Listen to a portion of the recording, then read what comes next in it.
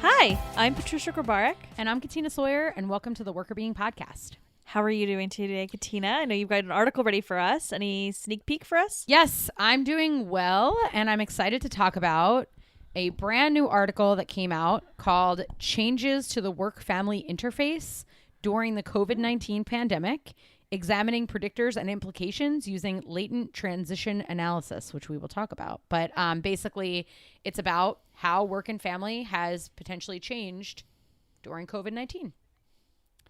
Which I think pretty much everybody can state some ways as to how it's changed. Yep, absolutely. So that's interesting.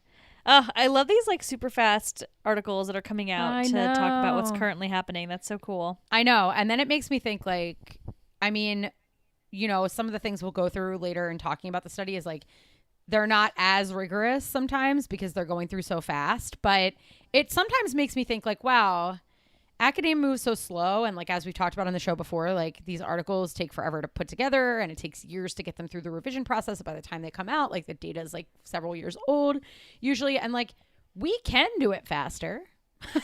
You know what I mean? Like this is kind of showing like we can do it faster. Like if we wanted to, I think we could at least speed it up a little bit. So anyway, I'm finding that interesting. That is interesting. And I think it's actually a very good point. Because like I think about when like the whole process and how long it takes and all the revisions and all the blah, blah, blah. Like I think there's some important things that you learn during that process, right? Like there's obviously want to make sure the data has been analyzed properly and that the data is addressing any potential concerns in the study and any gaps and all of that. But I think there's also a bit of too much of an obsession on the writing part of it. Yeah. And the specific structure of the paper itself. Yeah. That actually isn't important. Yeah. Like, I mean, maybe people are going to hate me for saying that, but it's not important because what matters is the results and the data. And like, we can talk about like what we found and like why that matters. And like those things are important to discuss, but like, it doesn't have, I feel like that part can be a lot less perfect. And I think that these newer papers that I'm seeing tend to be written a little bit more, honestly, a little more accessibly. Yeah. Because they're written faster. Yeah. And so I don't get why I feel like that is a hang up that we could probably remove. Yeah. And that would speed the process along a lot. Yeah. I think that basically by the time you get, like in my experience in the review process, like the time you get through the first 2 rounds, by the time you get to like the 3rd round, people are just finding, generally, it gets into like nitpick land of like, that's months and months wasted of like, not wasted entirely, but like of just like minutia, like tiny little things. Like, I think that, you know, the theory part up front is important, but it doesn't, once you get that part right, the what if you added a few sentences about that, or what if you add a few sentences about that, or what about like those things are what sometimes drive me nuts, because I'm like, okay, this is actually our paper, like we're writing this paper, you're not writing this paper. So like so like sometimes as a reviewer you do have to like back off and just be like, look, like if it was my paper, this is what I would put in it, but like, is it necessary that it has that in it? Like, no, just because that's what I would put in it. Like, so I think there's like diminishing returns the longer you go in the process. And some, like, I think these papers, like they could use another round would be my recommendation. Like just seeing them come out, like, yeah, I think these could use another round of revision before they were like of the normal, like quality where like the holes are filled from the perspective. But like, I don't think that they need another like 2 rounds. Which is what normally happens. So I think there's like a medium that we could find that like these papers are making me feel like this is so slow. I mean, the other thing is that everyone that does all this stuff, the reviewers and the associate editors and all the people that make decisions on these papers are volunteers. And so that's another bonkers part of it, is like the reason that these papers are getting reviewed faster is because the editorial board has been asked to please review these papers within 2 weeks instead of within a month. So interesting. The review turnaround time is cut in half, but we couldn't ask people to do 2-week turnaround all the time, but we could if people actually got like some sort of, we could expect people to do a faster turnaround if it was not a volunteer activity. Yeah. So anyway, there's a lot of problems. that I see in the world. Yeah.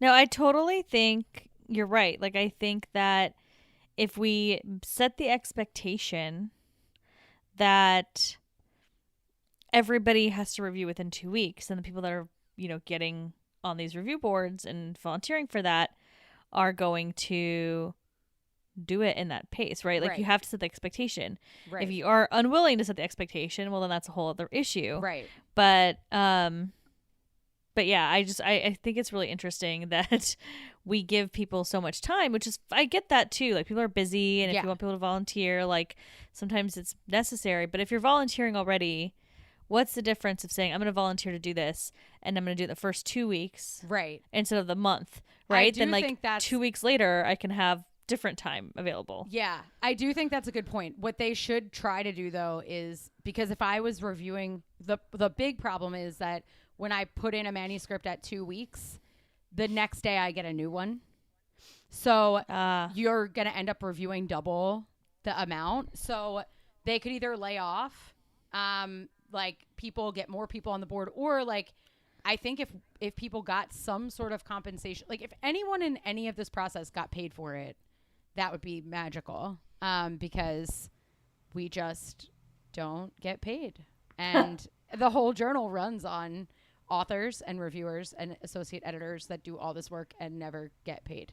Yeah. So that's just like a crazy bonkers thing. But anyway, we've gotten very sidetracked on that. But the fact is that these shorter articles are showing that there's a promise of doing things a little bit differently than what the like traditional model has been, and like what can we learn from this rapid review process that might be able to be replicated in some ways to help get scientific research out faster, which I think would be a very good goal. I mean, I feel like COVID has been doing that around the board, right? Like, we're talking about trying to get a vaccine as fast as possible. Yeah. Doing research on the disease, like, so much faster than Yeah. normal. And then the workplace is changing, right? Obviously, people are working remote more, and we're going to be talking about the work-family piece. Like, there's a lot that has changed, and I'm hoping, and maybe I'm totally wrong, but I'm hoping that some of this is going to lead to better things, that we, like, were forced to revisit our typical structures, and are now going to maybe make some positive changes to try to address it. I don't know if it's going to stick. One thing that, we noticed when COVID first hit, like, everyone was home, and it was so much clearer. The air quality was so good. And then as it continued, and even though we're still mostly at home, like, there's some things opened up, but like mostly people are at home. People started driving places more. People are just like out of their house more, even if they're not like with other people in the same way. And that's kind of gone away, and people have kind of lost the motivation to keep that up. And I feel like there's ways. I hoped that people would hold on to that, be like, wow, look at this air quality. What can we do differently in the future? Right. And I don't know if that really happened, but I think it's going to stick in some places. Like, I think the remote work thing is going to have to stick. Like, companies are going to have to be more flexible, because everyone's done it now, and they've proved that they can do it. So what argument are they going to have, right? Totally. Yeah. It is really, really, really interesting, because I think that so many companies now are going through the, like, we want people to be back in the office, and the employees are like, some people want to go back in the office, but people that don't want to go back in the office are like, well, why can't I just stay here? Like, it's been fine, like, so I think people will have to contend more with like preferences. And even companies that were like 1 or 2 day a week remote before, and now like realize that there was no real need to like be balancing it that way, are also recognizing, like, they already knew that people could do their jobs from home, but they were like clinging to an idea that like it had to be done in person. And I think that there'll be a lot of those companies that transition to like more, if not totally, but more remote work schedules. Yeah, I agree. I think it'll be interesting for sure. And I don't know. I have like my personal, I think I've said this probably on the podcast before, but like, I think the ideal vision, this is my ideal vision. Are you ready? Yeah, is that businesses can have, like, I really think the co-working space model makes the most sense. Like, let's pretend I'm Facebook, right? And I have offices all over the world.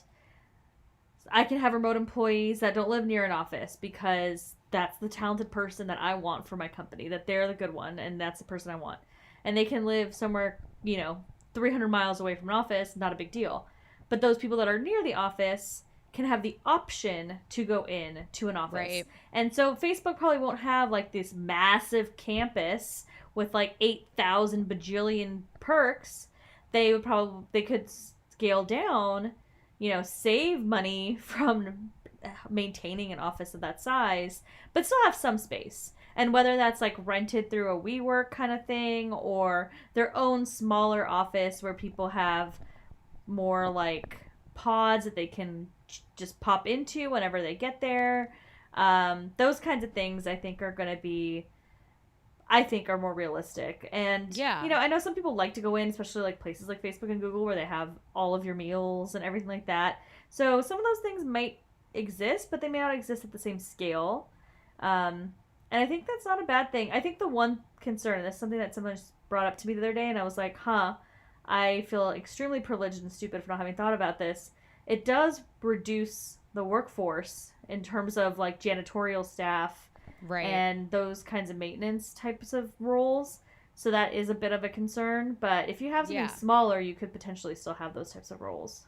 Yeah, and also like, I mean, if people are still owning the real estate, but it's instead of a company owning a building, it's instead of like, well, it's still a company owning a business, owning a building, but like instead of your company owning a building, but the company that owns the co-working space owns the building, then the co-working space still needs people to do all kinds of jobs, right? So maybe it just transitions to like who the big employers become. Yeah, and maybe a perk would be, we don't have janitorial staff because at the same scale because we don't have, a 500,000 square foot space. Right. But we now can offer a perk of like at home cleaning services. So someone can come and clean your office. Yeah. And then so that role changes, but it's still something I think employees would love that perk. Yeah. And then it would still reduce costs from the workplace in terms of the like, the company not having to pay for their own office full time. But they would still still saving money, but being able to provide a little bit of that perk. So maybe that janitorial staff cost doesn't decline too much, but it's I think a nice balance there. Anyways, something I've been thinking about. I wish I could make that decision for some of these big companies, but yeah, no, I think it's really interesting, and honestly, I think it's a long time coming that like this bigger disruption in where people do work. It like we've been capable to do work remotely for a long time, but nobody was forced to do work remotely. And so it's interesting like that, these terrible circumstances, but pushed people into that, like, it's like an experiment and then realize the experiment didn't go as poorly as you thought. And it depends on what type of job and et cetera. But like, I know a lot of like old school HR departments that just on principle were like, no, like, nobody that I knew ever worked from home. And like, I think you need to like do business on a handshake and like stuff like that. And then now it's like, that's, and a lot of the newer employees were like, hey, I want to be in a place where I can work more flexibly. And they're just like, nope. And then now they have no choice. So, and I think they're learning that it's not as bad as they thought. So yeah. Anyway. Well, on that note, let's talk about the article. I mean, I feel like it's very related to this conversation. It is. So as I mentioned before, this article is called Changes to the Work-Family Interface During the COVID-19 Pandemic, Examining Predictors and Implications Using Latent Transition Analysis. And it's by Vaziri, Casper, Wayne, and Matthews. And it was just published in the Journal of Applied Psychology like a week ago or something. So it's brand new. Ooh. And basically what they did, so they took a look at a data set that came from before COVID, which looked at identity profiles of how people experience conflict and enrichment. So they looked at profiles of people that basically Do you experience high conflict, high enrichment, low conflict, high enrichment? So they tried to look at how do people experience these two things together? How do people cluster in terms of what their experiences are? And then in another data set, they tried to take a look at how those clusters changed as a result of going through COVID. Mm-hmm. And they also look at what changing those from one cluster to another does for well-being related outcomes. Okay, so let's talk about a little bit about the clusters. So, like, Yes. can we define conflict and enrichment and what these Yes. clusters each look like? Yes, we can. So conflict is when your work and your family disrupt each other. So your family can disrupt your work or your work can disrupt your family. But basically the idea is that they're clashing, right? So a conflict is any kind of clash between your work and your family. And enrichment is when your work makes your family life better or your family life makes your work life better. So that's when these two things are really synergized and they improve one another. So let's think of some examples. So, I mean, we know we've talked about both these concepts before, but just in case, I think, like, so conflict is I am working and my kid runs screaming through the office door and interrupts my meetings, or I have to, like, suddenly stop my work and go, pick up a sick kid from school. And that creates stress for me. Like, it could be like these types of things that are creating stress for me around my work. Or on the opposite side, in the family, like maybe I have to work a late day or I have a late meeting and I can't have dinner with the family and I'm upset about that and the family's upset about that, etc. Right. So those are conflicts. Yep. Exactly. So let's think about enrichment examples. I always feel like the conflict ones are easier to give examples of, but like enrichment could be like I've learned some new skill at work or in my family that applies to the other realm, right? So like maybe I went through like a conflict management training at work and then I come into my family life and now I'm able to manage some of the conflict I have with my spouse a little bit better. Or it could be like, I got a promotion and now I have a little extra money, which means I can, I don't know, send my kid to the ballet class they wanted to go to. Yes, exactly. So things like my involvement in my family puts me in a good mood and that helps me to be a better worker or vice versa.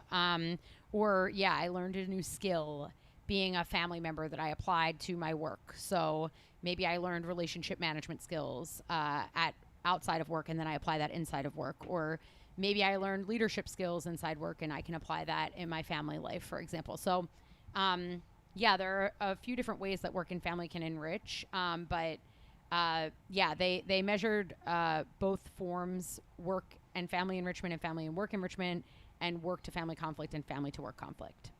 Perfect. Okay. And so then when you're talking about the clusters, these are just different combinations of how much conflict you have and how much enrichment you have. Yes. So basically what they do, just so everybody listening understands the idea of these clusters, is that you ask people to fill out how much conflict and how much enrichment they have. And then you look at how those scores vary together overall within the population of people that you're looking at. So are people that have very low conflict, maybe there's one profile where people have low conflict and at the same time have high enrichment, let's say. Maybe there's a profile where people have both high conflict and high enrichment. Maybe some people are low in both. So you try to look at how do these things hang together and then how much of the population fits within each profile. So you basically you don't want to call something a profile of conflict and enrichment if only, half a percentage of people falls in that profile. It's probably by chance. But when you have larger chunks of people that belong to these groups, you label them something because they're commonly occurring patterns that exist in the population that you're studying.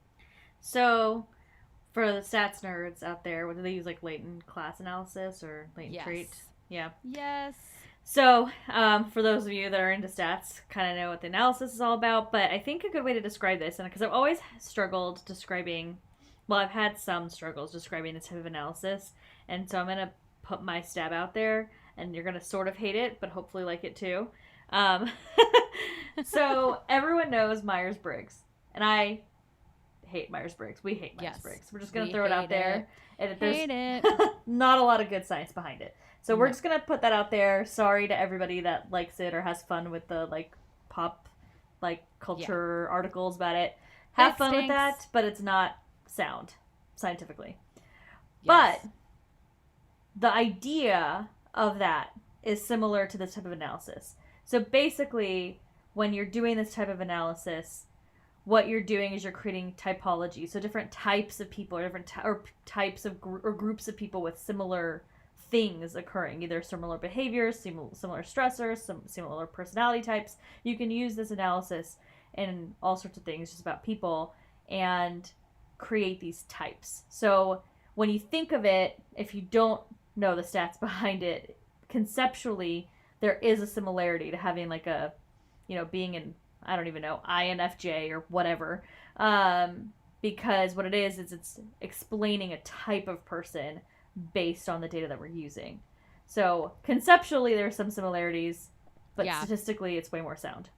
Yes, correct. And that's because these clusters were replicated across multiple samples, and also they're predictive of stuff. And then we would have to test and retest the same people that were in this sample again later to see if they hold up, which they did in this study. So that's another good example of a way of telling if those clusters are actually profiles that exist. And then if people can change so easily, in this instance, we would expect people might change from one profile to another when something major happens, because it's about what you're experiencing. But for Myers-Briggs, it's a personality type, so it's not supposed to change over time. So the problem with Myers-Briggs is that it changes over time. Here, we see change over time, but that's okay because people's experiences can change, but their personality should be more stable. Yeah, and not to get too philosophical on the personality side, 20 years down the road, you're probably going to be somewhat different than you were today. But the thing with something like Myers-Briggs is if you don't know what you're being tested on, so if you didn't realize you're doing the Myers-Briggs again, 2 days from now, you'd be different.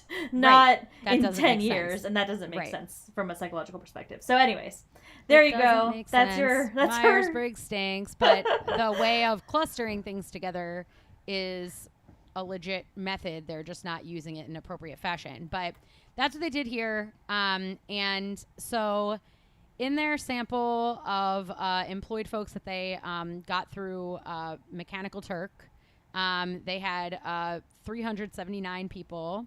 They found that 3 profiles emerged, and 59% were in a profile that had low conflict and high enrichment. So that's good. They're calling that profile beneficial.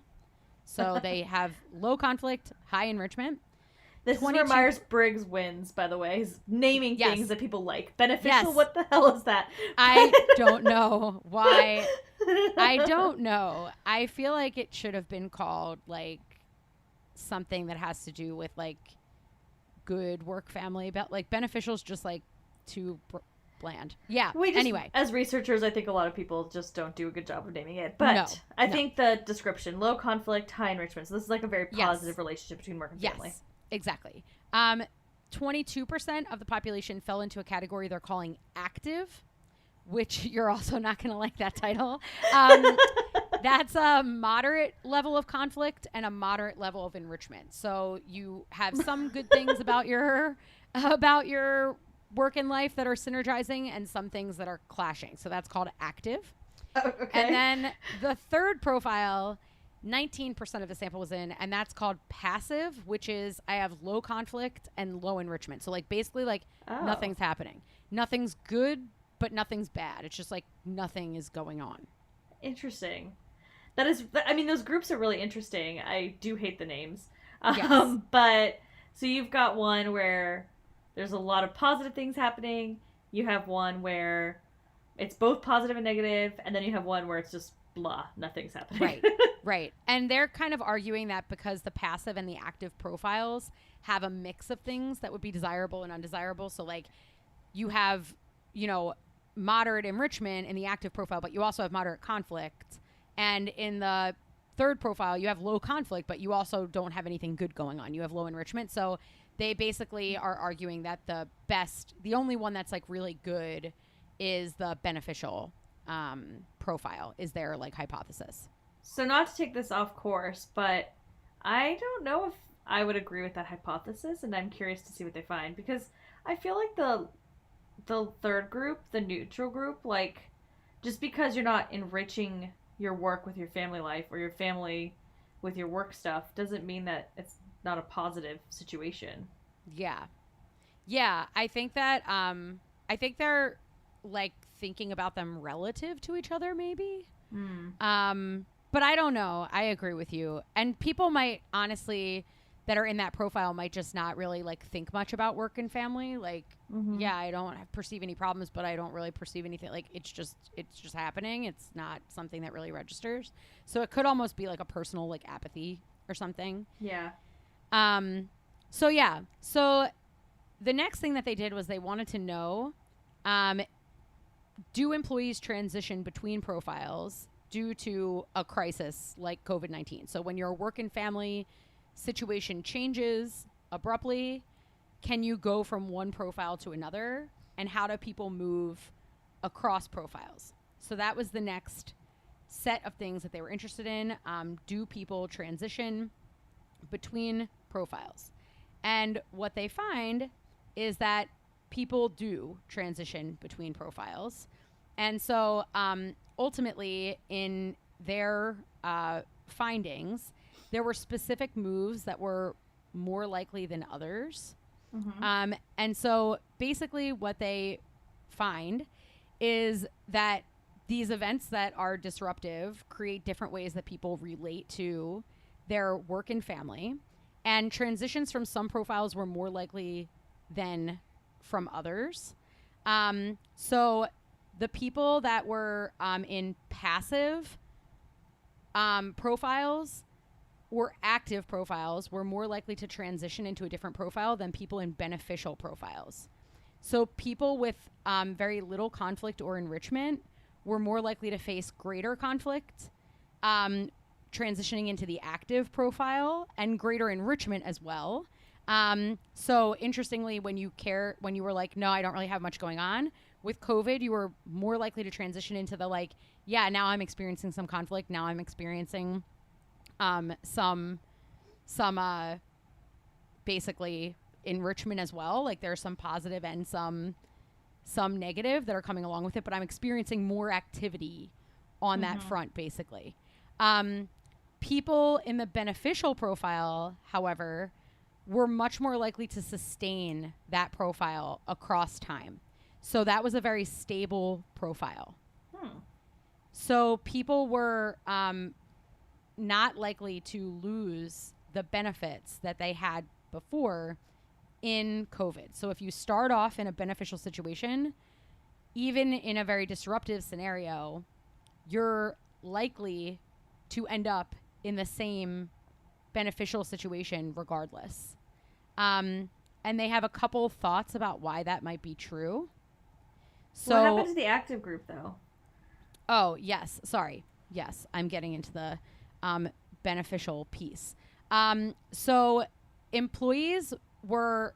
So I'll step back a little bit and say that most people stayed in their profile. The biggest probability of transition was from passive to active. Okay. And then some people transitioned from active to passive. And some people transitioned from beneficial to passive. But the biggest transition was from passive to active. Got it. So basically that makes some sense. That even though it's a small percentage of people that actually switched, it does make a difference in terms of the patterns. So the biggest takeaways here are that the biggest shifts were people saying, I'm not experiencing anything, and then going from, now I'm experiencing some stuff. And I think the most interesting piece is that the beneficial folks stayed the same. So they were very unlikely to switch gears. So I have a quick question. Did Yeah. they look at anything like the population, like who transitioned to remote work? So everybody here did. Everybody. Okay. Yes. That's interesting. Because I was wondering a little bit, like, if the passive group, if they were transitioning more likely to transition to remote work, did they then see more conflict, but also more enrichment because they're with their family more? But Right. if everyone did, then that doesn't explain it. That's interesting. Okay. Yeah. Yeah. So this is like very what they're basically saying here is that the if you go into a bad situation with very positive things from a work family perspective, you have enough resources and like generativeness from that to sort of like bear the storm, right? That starting in a really like work family rich place allows you to maintain that even when there's a disruption. So they're basically arguing in this paper that people should try to create as beneficial circumstances as possible before something like this happens, which makes a lot of sense, right? So like it's if there's going to be a second wave of COVID, let's say, and you haven't done anything to create better work family conditions, you should probably do that, right? And so they're making some suggestions in this paper based off of the data that they collected, because they also looked at what were things that made people more likely to make a negative transition. So people who went from either a beneficial category into a more negative category, or anybody who experienced like a gain in conflict or a decrease in enrichment. And when they looked at those individuals, there were a few things that were particularly crucial to making people transition negatively. So that those things that they found were feeling overloaded with technology, feeling like technology was invading your life, like you had too much, not just like an overload, but like this is cutting into my time that I could be spending doing other things. So when people were less comfortable with the technology overall, so either being forced to use technology to do more work than they used to do, or being in touch like after work hours because they have technology that makes them constantly available. When people felt those two things, they were more likely as a result of COVID to make a negative transition to a more negative profile. That's so interesting that technology was such a big driver. Yes. Yeah, technology was a big driver in this piece. And another thing was, and I don't want to get too far because there's like a couple things that they look at here, but there were a few other things that predicted whether someone made a negative transition. If you cope with problems using your emotions instead of using problem-solving techniques, you are also more likely to make a negative transition. So there's this concept called emotion-focused coping and problem-focused coping. So if your first inclination when you encounter a problem is to say, let me break this problem down and try to solve it, you did better in this situation in terms of transitioning to a more negative profile than if you were in a situation where you focused on the feelings that you were having and trying to like work through the problem from an emotion standpoint instead of from a problem solving standpoint. So that also predicted more negative transitions. I think that makes a lot of sense. Yeah. Yeah. The last couple of things that made a difference, because there were a few things, had to do with leaders. So if you had a compassionate leader, you were more likely to make a positive transition from being in a passive profile to a beneficial profile. So from nothing's really happening to, oh, like I'm actually experiencing low conflict, high enrichment. That had to do with leader compassion. And employees whose leaders exhibited fewer family supportive behaviors, which we've talked about before, like your supervisor showing you that family support is important. For employees who had leaders who exhibited less family supportive behaviors, they were more likely to transfer from an active to a passive profile, but it didn't have an impact on whether you ended up in a beneficial profile. So the family supportive supervisor behaviors were less important in this story because the active and passive profiles had less of an impact on your well-being, which is the last thing I'll talk about. But they think that might be because people who exhibited these behaviors after COVID might have also done so before COVID because they looked at how people moved pre and post. So they're thinking that maybe it just didn't make a difference because there might be just a high correlation between those two things, but they don't really know. That was kind of like a funky finding. Interesting. Okay, so let's break down a little bit of what you said because I think all this is really important. Yeah. So we're saying that, I mean, a compassionate leader is really interesting. So if your leader is compassionate, then you are more likely to see less. Well, you're going from passive to beneficial. So you're already not seeing conflict. So the conflict hasn't increased. Right. But now you're seeing enrichment, whether that's work, family, or family to work, right? So something in your work and family balance is enriching. Mm-hmm. And your leader's compassion. So I'm like trying to figure out like what that means. And I mean, I think the simple takeaway is leaders be compassionate during this time. And I think it does make some sense because I think it can be really stressful to be home with everybody at the same time. And I know we've talked about that before. I know everybody's been talking about that. So if you have a compassionate person that you're working for, you would assume that person would be more flexible with you in some ways, right? Mm-hmm. And so I wonder if there's like, or even just like listening to the stress about it. Or you're in a call with them and the child is screaming and they're not like getting frustrated that you have to pause to deal with it. Like I think those types of things can make a big difference and make it feel like your family isn't a problem and actually maybe you're having more conversations with your leader about your family and so you can feel like there's like some positive relationship building happening too. Yeah, definitely. I think that a key takeaway that they sort of housed in all of this is that leadership is really important, even with the technology piece. They mentioned that, if you're asking people to use technologies they're not well trained on, or you haven't assessed people's comfort level with them, or you're asking people to, because that can also add to the amount of time that it takes for people to be using these technologies, and they might feel like it's cutting into their lives more, or even just like time they spend worrying about it or setting it up or whatever. And also if you can model good technology hygiene in the sense that you're not asking employees to answer emails in the middle of the night or extremely early in the morning, or you're not asking people to always be on like video Zoom call at 10 o'clock at night. You know what I mean? Like whatever the case may be, that you're being respectful in the way that you're using technology. And a lot of times that comes from role modeling in the leader. Yeah, that's actually a really good point because a lot of people, I mean, you and I have both had virtual meetings like all the time before COVID. Mm-hmm. Granted, I think the video being on piece has increased a lot. Yeah. Which is interesting. But I think that a good compassionate leader would be one that would understand that you're not always going to have your camera on. And it's not always reasonable. And maybe there's a million things that could be happening in the background that it doesn't make sense for you to have your camera on.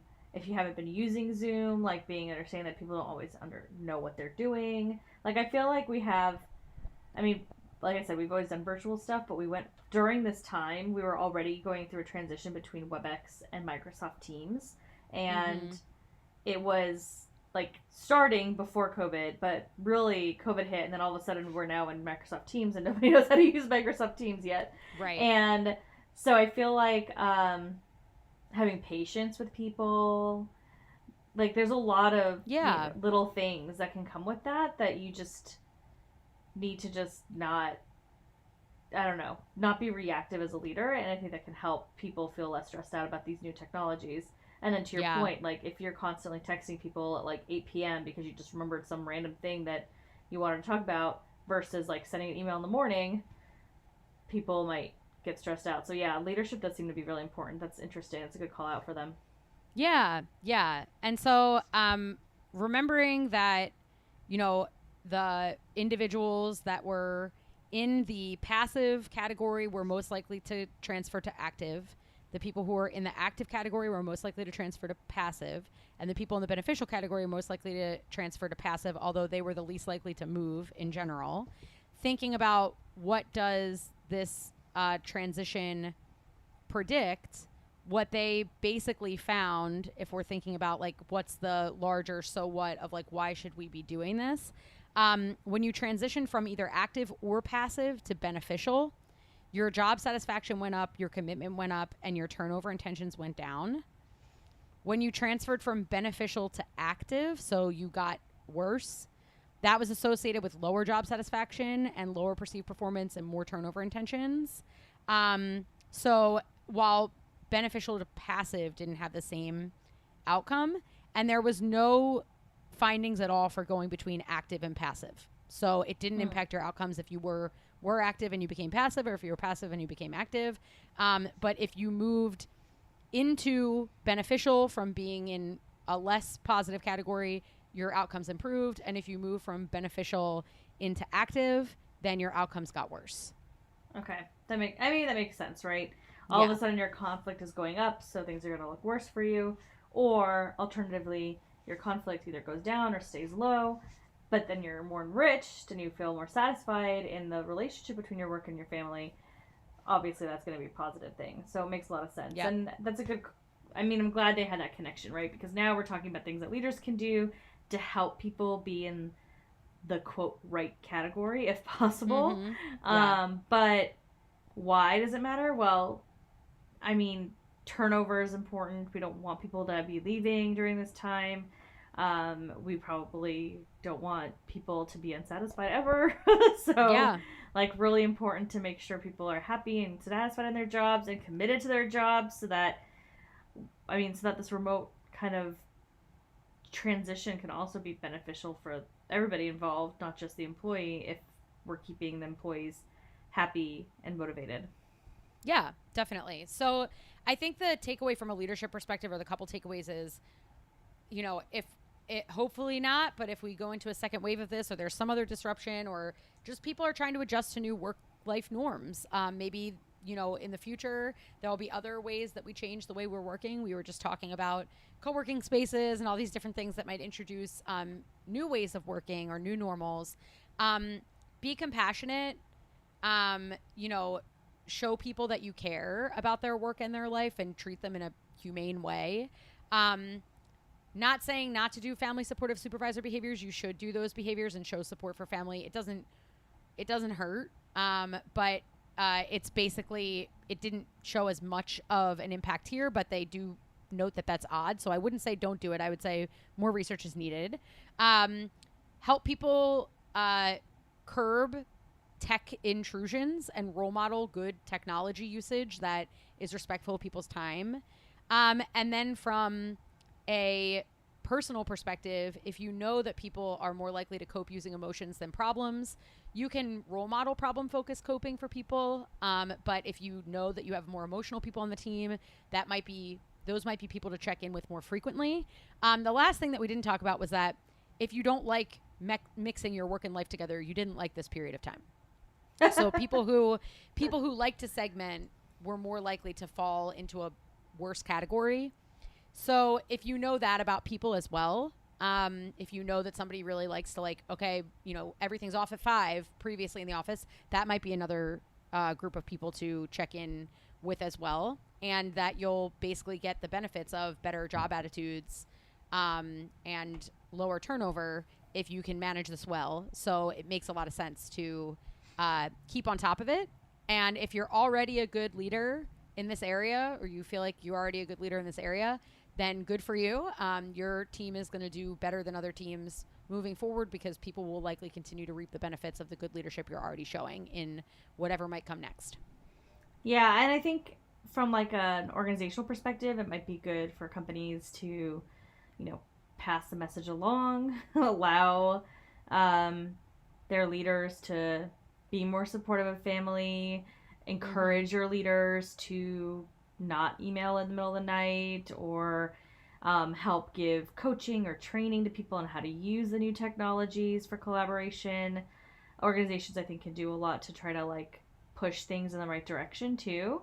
And then as an employee, like, I think it's also helpful if your leader isn't doing some of these things, like, you can try modeling those behaviors for your other team members at least, right? So if somebody's having a hard time getting into teams and they're just struggling with teams a lot, give them that compassion, that space, you know, so they don't feel stressed out by the technology piece.